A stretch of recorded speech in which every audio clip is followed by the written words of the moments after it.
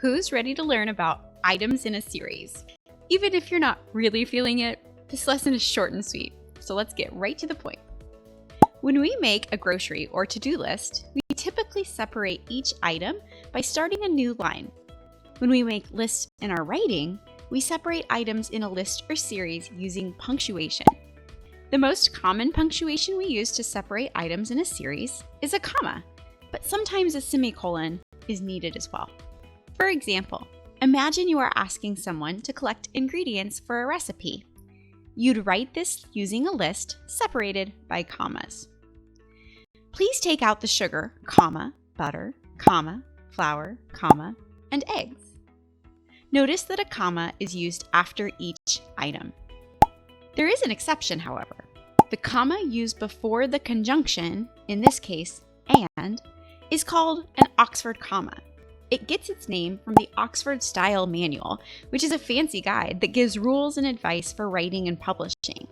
This Oxford comma is optional for writers, but whether you decide to use it or not, you must be consistent.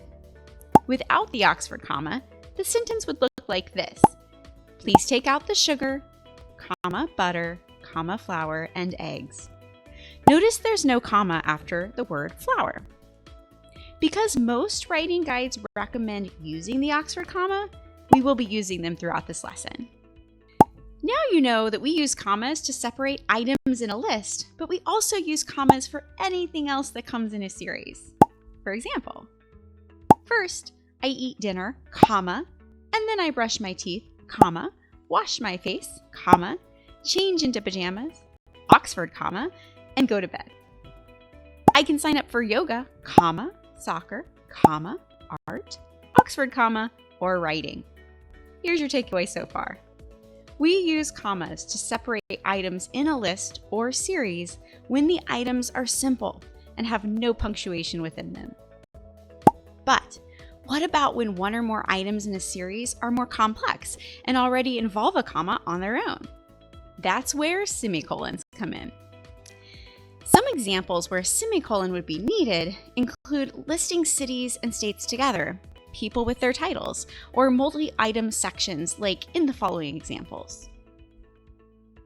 On our road trip, we stopped in Portland, Maine, Boston, Massachusetts, New Haven, Connecticut, and New York City. Notice the semicolons after each state in the list. The party was put together by Helene, the party planner, Geraldine's Bakery, the caterers, and Kiana, the decorator. Notice that the semicolon after party planner, that's because a comma was already used after Helene to show her title. The company included violins, violas, and cellos in the string section, bells and a timpani in the percussion section, and trumpets, trombones, and French horns in the brass section. Semicolons are needed in this sentence because it contains multi-item sections that already have commas. Note that because the commas in these types of lists can complicate the sentence, we always need a final semicolon before the conjunction. It is not optional like the Oxford comma. That's it. Told you this lesson was short and sweet.